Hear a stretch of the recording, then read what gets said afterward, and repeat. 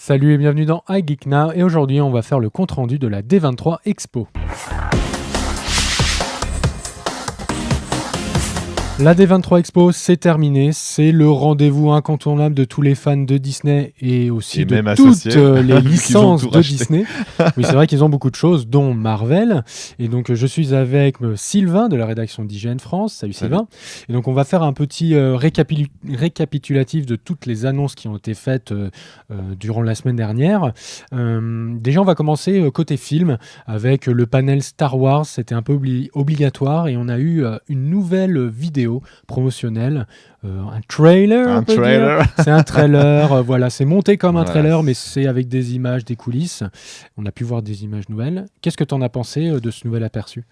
Eh ben, ça rassure en quelque sorte sur le destin de ce 8e film qui fait donc partie de la trilogie initiée par Disney il y a quelques années au moment du rachat de Lucasfilm. Donc ça rassure un peu, et puis on voit Princesse Leia, enfin la générale Leia Organa qui ça fait une petite larme à chaque fois qu'on la voit, et puis évidemment c'est très exagéré dans la mesure où il la montre quand elle parle de famille, etc. Donc voilà, t'as ce côté un peu après j'avoue que j'avais été aussi ils avaient opéré de la même manière avec Rogue One l'année dernière, hein, avec une vidéo bande-annonce sur les coulisses où là aussi ça m'avait rassuré, et au final le film n'était pas si dingue que ça. Cela étant, pendant le panel voilà, pour moi, effectivement. Cela étant, pendant le panel Star Wars où ils n'ont rien dit, parce qu'évidemment, on ne s'attendait pas à grand-chose, il y avait surtout Mark Hamill qui était présent lors du panel Star Wars et qui a quand même dit que cet épisode serait hyper surprenant, qu'il pourrait même servir un peu de stand-alone par rapport aux deux autres films, l'épisode 7 et l'épisode 9.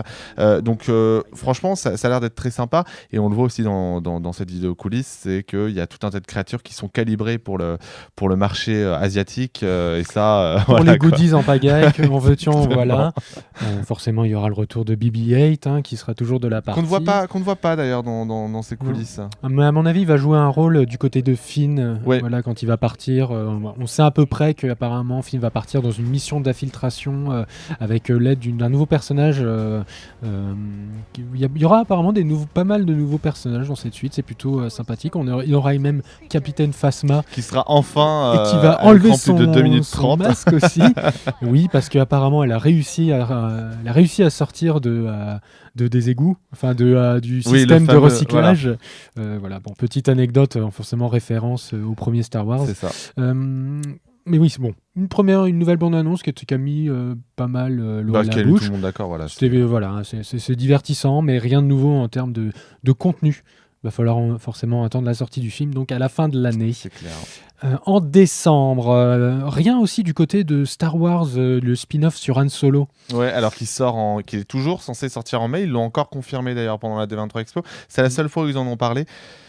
C'est pas très rassurant forcément avec tout ce qui s'est passé en coulisses, où il y a eu des réalisateurs qui se sont fait virer au profit de Ron Howard, qui a du coup programmé 3 semaines de reshoot supplémentaires. Apparemment les reshoots étaient déjà prévus. Voilà, bon c'est ce qu'ils disent, hein, c'est la communication. Mais voilà, je sais pas toi, mais en tout cas moi je trouve pas ça très très rassurant, ce grand silence. C'est dommage parce que je trouve que le film me botte bien. En tout cas, tout l'univers autour de Han Solo peut être très très sympa. L'univers contrebandier, il va y avoir aussi Lando Calrissian, donc il va être pareil dans sa version jeune. Pour info, donc on rappelle, Han Solo, ça se passera avant la première trilogie Star Wars. Enfin, chronologiquement de Lucas, c'est-à-dire celle de 60, sortie en 70, dans les années 70. Il y a pas mal de belles choses qui vont être sympas. Je pense peut-être voir l'origine du Faucon Millennium, le Faucon Millennium, un mix des deux, le Falcon Millennium Falcon. Donc, à suivre, mais là, rien à se mettre sous la dent. On a eu côté toujours film on va rester sur les Star Wars, parce que c'est vrai qu'en termes de film, il n'y a pas eu grand-chose. On n'a pas eu, par exemple, Marvel. Exactement. Le plus gros morceau lié à Star Wars, finalement, c'était quand même Star Wars Land. Oui. Qui est quand même le parc d'attractions dédié à Star Wars. Mais voilà, le parc grandeur nature avec des environnements vraiment empruntés Ça a de l'air d'être l'univers pharaonique avec quand même Tatooine. comme projet, hein. Bah, ça a l'air encore plus énorme que si vous avez vu des vidéos sur IGN France que le parc Pandora d'Avatar. Ça a l'air encore plus énorme avec des personnages qui seront partout. En fait, on sera dans un vrai parc. Là, c'est pas une attraction. Il y aura un côté, ils veulent absolument scénariser le plus possible son voyage dans le land qui concernera les parcs de Floride et de Californie, pardon. Donc les deux ouvriront en 2019, pas exactement au même moment. Il y en aura un, je crois, au printemps et l'autre un tout petit peu plus tard dans l'année.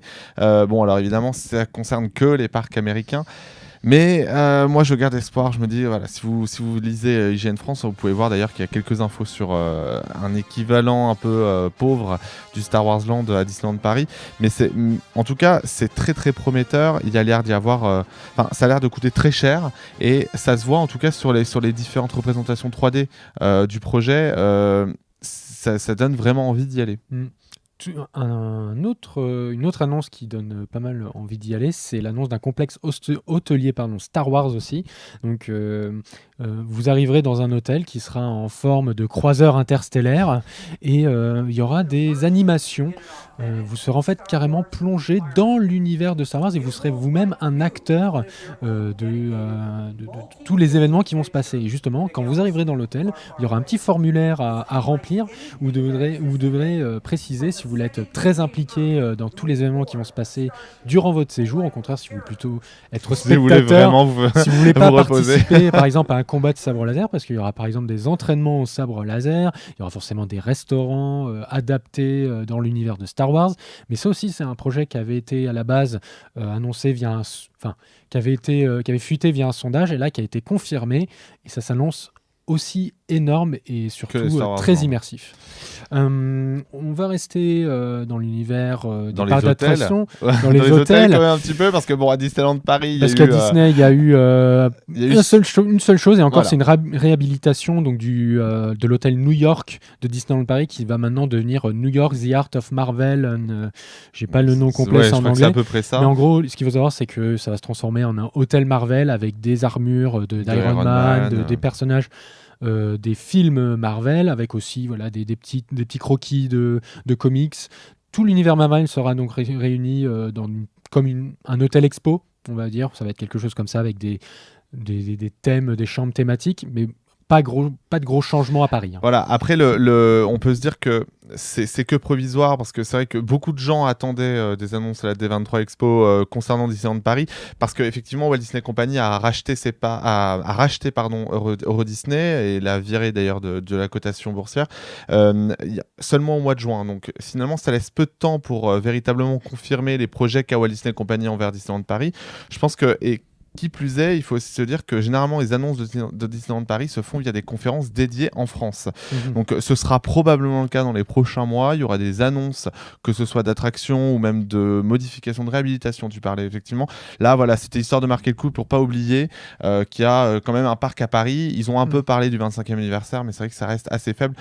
J'espère en tout cas que la D23 Expo de l'année prochaine permettra d'avoir des infos, notamment sur l'arrivée de Marvel à Disneyland Paris, et ce serait quand même une bonne nouvelle. Merci pour cette petite transition, parce que justement Marvel, il sera aussi partout, les super-héros Marvel seront partout aux États-Unis dans les parcs d'attractions de Disney, malheureusement pas en France. Alors si, parce que le Cinémagique qui a été remplacé, qui est fermé actuellement à Walt Disney Studios, sera un spectacle Avengers. Oui, mais il n'y aura pas comme là, ils ont vraiment annoncé que ce sera vraiment les personnages. C'est ça. Il y aura des événements avec sûrement des comment on appelle ça, des meet and greet. Voilà, c'est déjà le cas dans certains parcs, notamment le California Adventure où ils ont inauguré l'attraction Gardien de la Galaxie, qui était avant la Tour Hollywood et qui a été pareil réhabilitée. Et qui a d'excellents retours d'ailleurs. Ils ont dit que c'était l'attraction qui était la préférée des visiteurs. À mon avis, ça a été déclencheur sur le fait que Disney a décidé on va aller full Marvel. Et justement, ils ont annoncé donc l'arrivée des héros Marvel. Une nouvelle attraction Gardien de la Galaxie à Orlando, à l'Epcot. Très peu de détails ont été filtrés pour l'instant. Qu'est-ce qu'il y avait d'autre ? Oui, donc Spider-Man aussi. Il n'y a pas que les Avengers, il y aura aussi Spider-Man. On ne l'oublie pas malgré le fait que ça appartient à Sony. Qui arrivera aussi aux États-Unis dans les parcs américains de Disney. Et étonnamment, il y a une attraction qui, on peut se dire, Elle est évidente et pourtant elle n'arrive que maintenant, c'est l'attraction Mickey.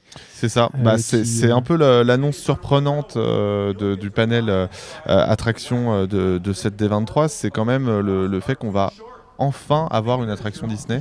Ça n'est jamais arrivé. Alors voilà, tu le disais, ça peut paraître bizarre, mais voilà, en fait, je pense que véritablement le but à la base des parcs Walt Disney, c'était pas de montrer, c'était pas une gloire à Mickey, c'était vraiment de faire venir les gens dans un royaume complètement différent de la vie réelle. Et donc effectivement, en Californie, il y aura l'attraction Mickey et Minnie qui alors, et c'est ça qui est intéressant dans un sens, c'est que ça peut être un peu un aperçu de ce qui nous attend avec Avatar 2, parce que le but des Imagineers à Walt Disney, ça va être de projeter les spectateurs, en tout cas les visiteurs, dans l'écran, dans ce qui se passe à l'écran, dans cette attraction Mickey et Minnie, sans pour autant avoir des lunettes 3D. Donc on se demande comment est-ce qu'ils vont le faire, c'est encore assez conceptuel pour le moment, mais vraiment leur but c'est de projeter les spectateurs dans l'écran. Donc peut-être qu'Avatar 2 interactif. C'est ça, mais en même temps voilà, il y a ce côté, ils s'intégreront complètement à l'attraction les visiteurs. Donc est-ce que justement c'est pas ce que veut faire James Cameron avec Avatar 2 ? Ça peut être un peu ce côté, je pense que ça sera intéressant de voir ce que va donner cette attraction qui n'est pas prévue en 2019. Justement pour voir un peu ce qui nous attend sur les films 3D à venir et qui arrêteront d'utiliser les lunettes. Il n'y a pas fini d'avoir des nouveautés dans les parcs d'attractions. Ça utilise les graphismes de la nouvelle série d'animation Mickey qu'on a sur YouTube en fait, qui est produit par Disney Channel. Un peu à l'ancienne avec un Mickey façon années 30. Donc un petit hommage, voilà, forcément à Walt Disney, regretté Walt Disney. Donc voilà, là c'était le panel parc d'attractions. Il y a eu quand même pas mal d'annonces côté film, mais film d'animation. D'abord, on va commencer avec Pixar. Il y avait beaucoup de choses. Il y a eu notamment Les Indestructibles 2. Qu'est-ce qu'on a appris ? Il y a aussi Toy Story. Qu'est-ce qu'on a appris côté Pixar à l'événement ? Alors, au niveau des Indestructibles 2, donc c'est le prochain gros projet de Pixar qui sortira le 4 juillet 2018 en France. En fait, on n'a finalement pas appris grand-chose vu qu'il y a eu un espèce de teaser qui a été diffusé pendant le panel. Mais tout ce qu'on sait, c'est que, et ça a été confirmé, c'est que le 2 commence là où s'arrête le 1. Alors, pour rappel, le 1 se termine alors qu'il y a un nouvel ennemi qui apparaît en ville et où justement la famille des Indestructibles se met en marche pour aller le battre. Voilà. Et le bébé, on découvre que le bébé a des pouvoirs magiques, des pouvoirs de super-héros. Exactement. Donc du coup, c'est là, ça se passe. Voilà, le 2 se passe démarre quelques minutes après la fin du 1. Ça me rappelle un peu Star Wars 8 qui débutera juste après la fin du 7. Donc voilà, ça peut être pas mal. On verra effectivement s'ils arrivent un peu à renouveler parce que ça fait 14 ans, si je ne m'abuse, qu'on n'a pas eu les Indestructibles au cinéma. Bah justement, ils ont eu du temps pour renouveler. C'est plutôt qu'est-ce qu'ils ont fait pendant tout ce temps avant de nous offrir une suite. Exactement. Et d'ailleurs, en parlant de suite... Bon là, par contre, ils se sont renouvelés plusieurs fois, mais peut-être un peu trop. Probablement. Et ben, c'est Toy Story 4. Tu en parlais. C'est en fait le gros changement de ce Toy Story, et c'est pour ça qu'il a été repoussé d'1 an. Maintenant, il est prévu pour le 26 juin 2019. C'est qu'il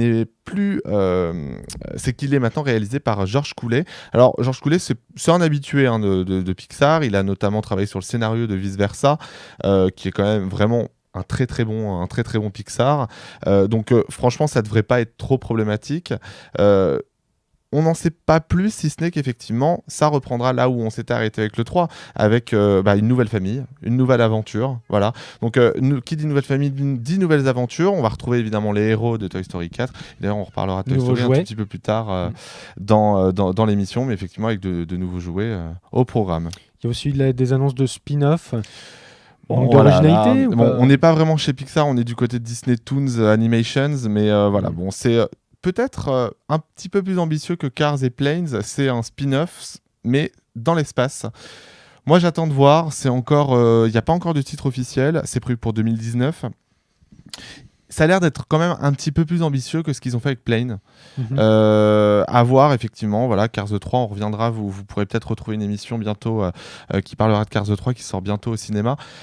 Bon, voilà, faudrait que Disney Toon Animation se bouge un peu les fesses, si je puis dire, et qu'ils partent et qu'ils nous proposent un vrai spin-off, quelque chose de très ambitieux, surtout qu'a priori, ça n'est pas prévu pour sortir au cinéma comme Planes, c'est prévu pour sortir directement en Blu-ray DVD. Et donc Pixar aussi nous réserve un petit titre mystérieux. On n'a pas eu vraiment de détails, si ce n'est par qui il va être réalisé. Voilà, c'est par le réalisateur de Monster Academy. Monster Academy qui était aussi un très bon Pixar. Ça fait partie juste avant d'ailleurs, me semble-t-il, le Voyage d'Arlo, avant la catastrophe qui a été le Voyage d'Arlo, ce qui a fait qu'il y a eu plein de suites ensuite.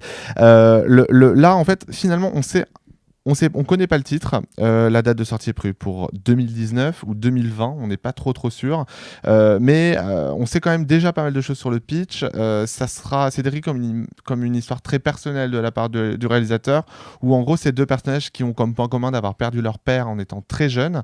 Et ils décident en fait de partir dans un monde fantastique où en fait ils vont croiser des dragons, des trolls, etc. Donc ça peut être un truc un peu... très fantastique, et univers qu'on n'a pas forcément l'habitude de voir dans un film Pixar. Donc voilà, de la fantasy, c'est pas quelque chose c'est pas quelque chose qu'on voit beaucoup dans l'univers Pixar. Ça va être surtout un moyen pour Pixar de montrer qu'il n'a pas perdu son écriture. C'est surtout un film inédit, quoi. Voilà. Parce que c'est vrai que récemment, Walt Disney Animation a fait quelques petites perles. Voilà, moi je pense notamment à Zootopia. Je sais que t'as pas forcément. On parle pas de la Reine des Neiges, rassure-moi. Non.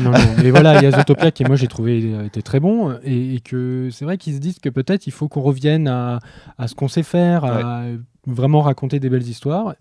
Voilà, peut-être que ce sera avec celui-ci. Passons aux films Disney. Et là, on va avoir une avalanche de films live, encore une fois. Ouais. Alors voilà, c'est des films en live. Donc effectivement, Disney a été très discret sur ses projets de films d'animation, notamment La Reine des Neiges 2, qui était un peu attendu au tournant, mais là... complètement absent. Il y a eu la confirmation du retour des actrices qui jouaient Elsa et Anna dans le premier film. Voilà, c'est tout. On n'en sait pas plus. Mais au niveau des films live, effectivement, le gros projet de l'année prochaine, c'est A Wrinkle in Time, qui sort le 14 mars 2018. Il y a eu une première bande-annonce qui m'a un peu laissé... Enfin, c'est très prometteur, les images sont vraiment chouettes. Il y a Oprah Winfrey et Chris Pine qui ont joué... en tout cas pour Chris Pine qui a joué dans Wonder Woman. Ça a l'air d'être un peu un Tomorrowland. Alors, voilà. Ça fait un peu peur. Tomorrowland c'était pas un mauvais film, mais il a rien d'exceptionnel. C'est ça, exactement. Donc moi, j'ai un peu peur que ce soit ça. Cela étant, c'est l'unique... mais vraiment l'unique film original de Walt Disney Studios en live pour les prochaines années. Donc je pense qu'il faut le supporter pour dire à Disney faites d'autres films. Alors peut-être un peu mieux, mais voilà. Et c'est vrai que c'est l'unique film, c'est une adaptation d'un roman, d'un best-seller américain. Je pense que à mon avis, ça peut être cool. Les images sont très chouettes.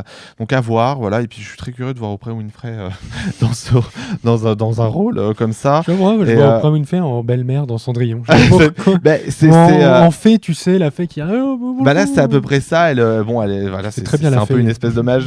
Tu fais une belle fée, je te le dis. Disney, si tu cherches une fée, voilà, peut-être que le casting ne prend pas Oprah Winfrey. Tout à fait terminé. Donc l'histoire, très rapidement, c'est une fille qui cherche son père disparu.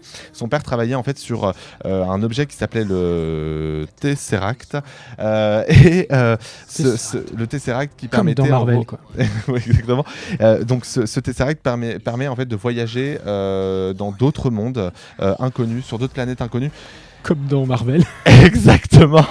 Mais quand même. Bref, en tout cas, ça a l'air d'être assez prometteur. Voilà, c'est de la science-fiction mêlée à de la fantasy, comme Tomorrowland. Espérons qu'effectivement, ce soit un petit peu mieux que Tomorrowland. J'espère. Concernant les films live, les adaptations, il y a Aladdin. Voilà. On a enfin le casting des principaux, notamment celui qui jouera le roi des voleurs. Donc c'est un peu un nobody. Ouais. Un peu beaucoup. Exactement. Alors c'est un nobody pour l'instant. Je pense que Disney, c'est Mena Massoud. C'est pour l'instant effectivement on le connaît pas beaucoup. Il jouera dans l'adaptation de Jack Ryan pour Amazon. C'est une nouvelle série qui doit arriver cette année. Donc c'est un acteur à suivre. Je pense que c'est pour ça que Disney l'a choisi, à mon avis. Ça deviendra un peu une star d'ici 2019. Il n'y a pas Kev Adams. Merci. Nous. Et Naomi Scott qui joue dans Power Rangers incarnera Jasmine. Et surtout, le plus surprenant, c'est le génie qui est joué par Will Smith. Alors, ça n'a pas été... je pense que Disney voulait faire un vrai coup là-dedans. Il fallait un acteur connu, évidemment, parce que les deux autres ne sont pas hyper connus. Mais les retours des fans sont très négatifs. Donc, il faudra voir, parce que les fans ont peur que Will Smith fasse du Will Smith. Voilà, très simplement. Voilà, donc c'est prévu pour 2019. Et ça a été annoncé conjointement avec Dumbo, parce que voilà, c'est là encore un film live qui sera cette fois-ci réalisé par Tim Burton, qui retrouvera pour l'occasion Michael Keaton et Danny DeVito, qui était en rumeur depuis déjà pas mal de temps. Après, au niveau du casting, là encore, il y a du Colin Farrell et de l'Eva Green. C'est quand même du très très lourd. Colin Farrell, je crois qu'il va faire le patron du... Ah non, c'est Danny DeVito qui fait le patron du cirque. Et Colin Farrell va s'occuper de l'éléphant qui a de très grandes oreilles.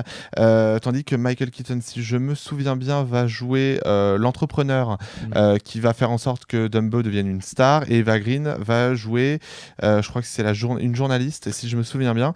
N'hésitez pas à nous corriger dans les commentaires si jamais je me suis trompé là-dedans. C'est prévu pour le printemps 2019. Fin mars aux États-Unis, donc probablement dans les mêmes. On a le temps. Voilà, mais en tout cas, le casting est très intéressant et Tim Burton qui fait du Dumbo, pourquoi pas. Tant qu'il n'y a pas de Johnny Depp, ça me va. J'en profite juste un petit mot, je l'ai oublié de le noter. Effectivement, c'est Mary Poppins, Mary Poppins Returns. Bon, voilà, c'est avec Emily Blunt. Ça a l'air d'être. Enfin, ils ont à peine. Enfin, ils ont montré une première photo un peu animée. Voilà, c'est tout. On n'a pas su grand-chose. Ça sort à la fin de l'année. Bon, Mary Poppins, savoir, sachant qu'il y a les acteurs d'origine qui sont dedans pour des caméos. Oui, il est dedans et justement, il a dit qu'il avait été très heureux de jouer avec la nouvelle Mary Poppins. C'est génial. Bref, en tout cas, j'attends de voir, ça peut être intéressant. Il y a eu pas mal d'annonces au niveau des films au D23 Expo, mais il y a aussi eu quelques petites annonces jeux vidéo, mais vraiment saupoudrées, quoi. Qu'est-ce qu'il y a eu ? Il y a eu des jeux. On a eu un peu de vidéos de Battlefront. Oui, voilà, c'est un du solo. Sur le solo. Bon, rien de bien nouveau à se mettre sous la dent. C'est ça. On a eu des annonces d'expérience en réalité virtuelle et réalité augmentée. Donc il y a un jeu qui s'appelle Marvel Powers United VR, donc qui est sur Oculus Rift, où on incarne, comme son nom l'indique, en fait les super-héros de l'univers Marvel, et ce sera des combats coopératifs jusqu'à 3 joueurs. Voir ce que ça donne, si l'immersion est pas mal. On utilisera forcément les touches pour frapper ses ennemis, utiliser des pouvoirs spéciaux liés à chaque personnage. Ça peut être sympa, même si je suis plus attiré par l'autre expérience, donc qui est Star Wars Jedi Challenges, qui est développé conjointement par Lenovo et Lucasfilm, pardon, parce que LucasArts ça n'existe plus. Lucasfilm. Et donc là, en fait, ce sera une collection de petites expériences en réalité augmentée. On pourra par exemple jouer au fameux jeu d'échecs holographique. Si vous voyez le Falcon Millennium, voilà, on les voit des fois jouer dans les films à ce jeu. Il y aura de la conduite d'AT-AT. Donc c'est les grands quadrupèdes. Oui, c'est ça, oui. Voilà, ou bipèdes, je sais plus. On voit dans... Attends, oui. Soit dans le 2, c'est dans l'Empire contre-attaque, soit c'est dans le Retour du Jedi dans la forêt. Là, pareil, ne nous insultez pas dans les commentaires, corrigez-nous juste, promis, on fera plus cette erreur. Les ATT. Et il y aura donc aussi du maniement de sabre laser. Bon, c'était un peu obligatoire. Hein. Et donc ça, ce sera en réalité augmenté avec un casque qui est développé par Lenovo et dans lequel on mettra son smartphone, comme un Gear VR. L'autre gros morceau, c'était quand même Kingdom Hearts. Il y avait Kingdom Hearts. Voilà, avec un nouveau trailer de gameplay. Bon, c'est... en fait, la grosse annonce, finalement, c'est pas tant le fait qu'il y aura Toy Story dans cette nouvelle aventure, parce que effectivement, c'est un événement en soi, parce que jusqu'à présent, la licence était privée de monde Pixar, parce qu'il y avait une petite bisbille avec Pixar, ils s'aimaient pas trop entre Square Enix et Pixar, donc voilà. Mais là, du coup, c'était l'événement. Il y aura l'univers de Toy Story avec un vrai monde, des ennemis à détruire en provenance de l'univers de Toy Story, les personnages de Toy Story qui viendront aider Sora dans son aventure, et Sora qui aura un look Lego en fait assez réussi. Je pense que vraiment la grosse annonce de ce trailer de gameplay, c'est clairement la sortie en 2018 sur Xbox One et PlayStation 4. On l'attendait plus et finalement, hop, il sort en 2018 les gars. Dépêchons-nous. C'est ça, donc après ils ont aussi annoncé que ça pourrait sortir sur Switch et PC bien après. Apparemment, les propos auraient été mal été. Ah oui, les fameux, donc, voilà. Bon, après c'est un jeu qui utilise l'Unreal Engine 4 et non pas l'Unity Engine, contrairement à Final Fantasy XV. Donc il est a priori on peut le porter assez facilement sur Switch, vu que c'est l'Unreal Engine. Mais bon, on verra bien. Mais c'est vrai que je sais pas ce que tu en as pensé de cette séquence de gameplay, mais moi, elle m'a pas mal hypé. Elle est un peu, elle est vraiment dépaysante en fait par rapport à l'univers qu'on se fait des jeux à Kingdom Hearts. Et c'est vrai que cet aspect être dans un Pixar est vraiment, était vachement bien retranscrit en tout cas. On avait vraiment l'impression d'être devant à chez la Andy hauteur des jouets. Voilà, avec ses jouets. Et puis même en termes de combat, bon, c'est encore un peu brouillon, je trouve, mais ça promet de belles séquences de combos en perspective. Et donc voilà, c'était le compte rendu de la D23 Expo. Je pense qu'on a fait le tour. Ouais, sachant que de toute façon, si vraiment vous voulez quelque chose encore plus détaillé, on aura le nouveau numéro de notre podcast Rien que d'y penser qui sort tout début août, le premier mercredi de août, qui reviendra vraiment en détail sur toutes les annonces, notamment au niveau des parcs d'attractions. Donc n'hésitez pas, le loupez pas, abonnez-vous sur iTunes, rien que d'y penser, tout simplement. Beaucoup d'annonces, n'hésitez pas à nous dire dans les commentaires laquelle vous a le plus marqué, ou sur les réseaux sociaux IGN Fra sur Twitter, IGN France sur Facebook, et bien sûr on se retrouve très vite pour de nouvelles vidéos à Geekna sur IGN France. Ciao. Salut.